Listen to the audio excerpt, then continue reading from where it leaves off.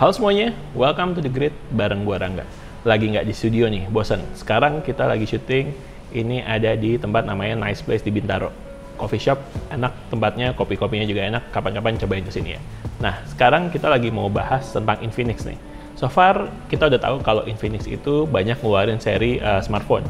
Di antaranya ada seri Smart, seri Hot, seri Note, sama seri Zero. Nah, sekarang udah ada seri baru lagi nih, udah nggak terlalu baru sih, tapi ada seri baru yaitu adalah seri GT. Ini gue udah nyobain Infinix GT 10 Pro selama sekitar mungkin sebulanan lebih. Kira-kira gimana experience-nya? Yuk kita bahas. Tapi sebelum lanjut, jangan lupa subscribe dulu ke channel The Grid, karena di channel ini kita bakal banyak ngomongin tentang gadget, desain, dan teknologi dalam kehidupan sehari-hari, dan juga insight-insight yang ada di dalamnya. Oke, lanjut. Kita bahas Infinix GT 10 Pro selama kurang lebih sekitar 1 bulan pemakaian. Highlights pertama gue ketika nerima paket dari Infinix GT 10 Pro ini adalah packagingnya. Ketika brand-brand lain tuh malah banyak-banyakin nipis-nipisin packaging, ngurang-ngurangin isi di dalam packaging, Infinix GT 10 Pro ini isi package-nya lengkap banget. Mulai dari charger 45 watt, kabel USB-C yang L-shape, terus ada stiker, buku manual, dan yang menurutku sebenarnya agak receh nih, tapi nice move menurut gue. Kita dapat tempered glass gratis dari package penjualannya Infinix. Ini jarang-jarang nih brand lain sampai ngasih tempered glass di dalam paket penjualan. Menurut gue ini nice move dari Infinix. Mulai dari desainnya dulu ya. Kalau dilihat desain dari Infinix GT 10 Pro ini lumayan unik dan keciri banget bahwa desain dari Infinix GT 10 Pro ini dibuat untuk kaum gamer. Kenapa? Karena secara desain ini sangat gamer sekali, sangat wibu sekali bisa dibilang. Desain ini namanya adalah Cyber Mecha Design. Nah, ini cukup panjang nih historinya, tapi mecha sendiri adalah kependekan dari mechanical. Kata ini banyak dipakai di animasi-animasi Jepang untuk menggambarkan robot. Humanoid walking vehicles berukuran besar dengan manusia sebagai pengendali atau pilotnya. Buat yang suka nonton anime atau main game pasti udah nggak asing ya. Ada Gundam, Evangelion, Macross, Metal Gear Solid, dan lain-lain. Kalau lagi nonton, coba lihat atau perhatiin deh desain-desainnya. Dari desain robotnya, desain kokpit, desain decal atau stiker yang nempel di bodi robot tersebut, dan lain-lain. Itu yang jadi inspirasi buat Cyber Mecha Design ini, sepengamatan gue. Warna yang gue pegang ini namanya Cyber Black Design. Untuk Cyber Black ini sendiri, itu adalah kombinasi warna hitam orange yang menambah kesan futuristis. Ada satu varian warna lagi yang namanya Mirage Silver. Nggak kalah futuristis dengan efek fotokromik yang menimbulkan efek duotone dan nggak ada di versi Cyber Black ini. Tapi ya dengan desain kayak gini, kekurangannya adalah bakalan jadi segmented banget. Targetnya udah hampir pasti adalah anak muda, teenager, kemudian dia suka di Jepangan atau gamer paling nggak. Agak susah ngebayangin kalau orang tua atau misalkan cewek kantoran gitu make HP dengan desain kayak gini. Dan untuk build quality-nya sendiri, setelah gue coba make dan gue pegang-pegang, ini build quality-nya tuh terasa banget plastiknya. Dan untuk di bagian belakangnya ini lumayan fingerprint magnet untuk varian Cyber Black yang kayak gue pakai sekarang. Oh ya, sekalian, di bagian belakang ini ada sebuah fitur atau gimmick, yaitu LED light di bagian belakang dekat frame kamera. Agak-agak terinspirasi dari Nothing Phone, tapi kayaknya ini versi hematnya ya. LED light ini bakal nyala kalau ada notifikasi, charging, incoming calls, dan lain-lain. The thing is, lampunya ini agak nyaru sama desain bagian belakang. Jadi kadang gue tuh suka lupa kalau ini ada lampunya. Well, buat LED light di belakangnya ini nice to have aja sih. Menurut gue ini gimmick dan untuk secara fungsionalnya nggak terlalu kepake. Oke, sekarang kita beralih ke bagian depannya. Nah, ini gue suka nih. Gue suka layar dari Infinix GT 10 Pro ini. Ukurannya 6,67 inch, resolusinya Full HD+, dengan panel AMOLED, dan dia udah pakai DCI P3 color gamut dan punya 900 nits untuk tingkat keterangannya. Menurut gue layarnya ini udah cukup enak dan nyaman. Dan buat yang main game, ini udah ada 120Hz refresh rate dan 360Hz touch sampling rate yang bikin main game bakalan lebih optimal lagi. Dan ini juga udah pakai in-display fingerprint sensor ya, jadi bukan di tombol power. Tapi menurut gue posisinya agak terlalu ke bawah nih, jadi agak susah buat dijangkau. Tapi overall untuk layarnya sendiri menurut gue udah cukup smooth dan warna-warnanya cukup vivid. Dan untuk di kelas harganya, gue cukup puas dengan layar dari Infinix GT 10 Pro ini. Oke, next menurut gue yang menarik dari Infinix GT 10 Pro ini adalah OS-nya, yaitu XOS 4 GT. gue udah agak lama sih nyobain XOS yang biasa di smartphone Infinix. Waktu itu kalau nggak salah gue nyoba di Infinix Smart deh kalau nggak salah. Nah, waktu gue nyobain itu, experience gue sebenarnya agak kurang nyaman. Gue kurang cocok sama XOS yang biasa. UI-nya terasa sluggish, kemudian desain-desain ikonnya juga kurang bagus. Overall, gue nggak cocok. Tapi setelah gue nyobain XOS 4 GT di Infinix GT 10 Pro ini, kayaknya pandangan gue mulai berubah nih. XOS 4 GT ini menurut gue cukup nyaman, dan ini menurut gue adalah penyempurnaan dari XOS yang versi regular. Desain yang lebih clean dan rapi, nggak ada iklan, bloatware tetap ada, tapi termasuk sedikit dan bukan game-game atau aplikasi-aplikasi nggak jelas. Feels dipakainya juga cukup smooth, gue cukup nyaman makanya. Ada beberapa fitur-fitur kekinian, kayak Magic Ring yang mirip Dynamic Island-nya Apple. Ada Always On Display yang desainnya menurut gue lumayan keren-keren. Tapi lucunya, Always On Display-nya ini cuma bertahan maksimal 10 detik aja. Kalau cuma 10 detik berarti bukan Always On Display sebenarnya ya. Tapi lumayan lah daripada nggak ada sama sekali.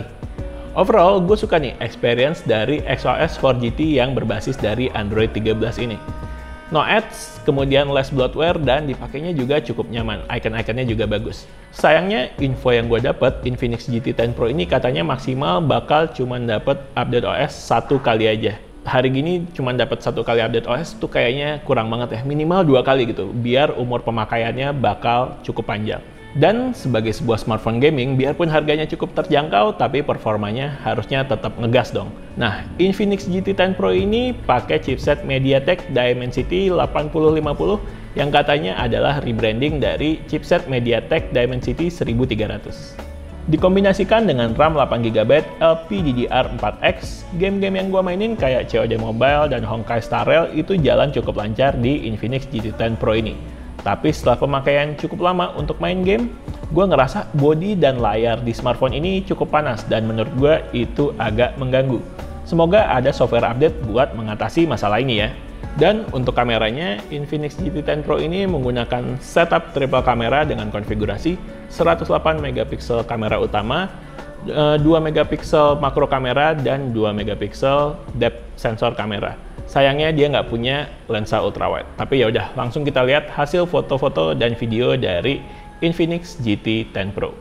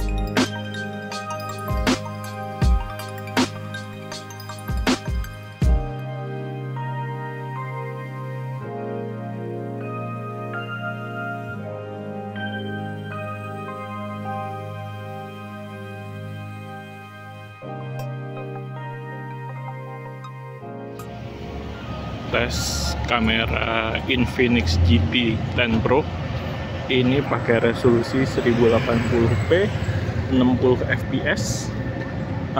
Pilihannya sih mentok sampai di 4K 30 fps. Terus kalau mau pakai yang mode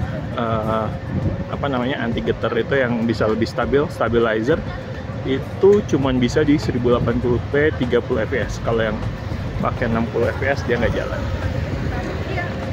Terus kualitasnya kurang lebih kayak gini, dan dia juga nggak ada ini untuk kameranya itu nggak ada lensa ultrawide ya, jadi pilihannya cuman di lensa utamanya aja.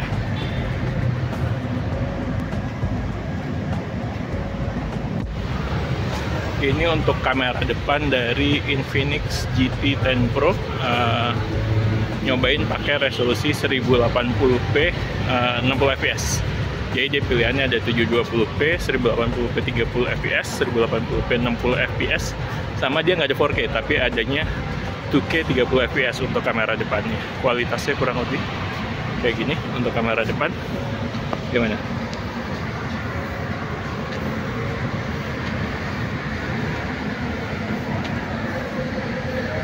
Kurang lebih kayak gitu ya untuk kamera depannya ya. Oke. Dan untuk fitur-fitur yang lainnya, gue rasa Infinix GT 10 Pro ini boleh dibilang cukup lengkap. Contohnya, storage kalau misalkan 256GB dirasa nggak cukup, masih bisa pakai slot micro SD card. Kemudian dia juga udah punya audio jack 3,5 mm, lalu ada NFC, dual stereo speaker, dan IP rating IP53. Untuk kelas harganya, menurut gue fitur-fitur yang dia tawarkan ini terasa cukup lengkap. Overall, dengan harga jual di 3.499.000, menurut gue Infinix GT 10 Pro ini cukup menarik buat dibeli. Gaming phone itu ternyata nggak harus mahal. Dan biarpun sebenarnya kekurangannya juga pastinya ada, tapi menurut gue kekurangannya itu masih bisa diterima. Apalagi kalau mengingat harganya yang cukup terjangkau. Dan buat lo yang pengen kelihatan beda dari yang lain, Infinix GT 10 Pro ini menurut gue bisa jadi pilihan yang cukup menarik. Oke, sekian video dari The Grid. Like videonya kalau emang suka, subscribe ke channel The Grid, dan follow Instagram kita juga di thegridco.id. Oke, The Grid sign out. Bye.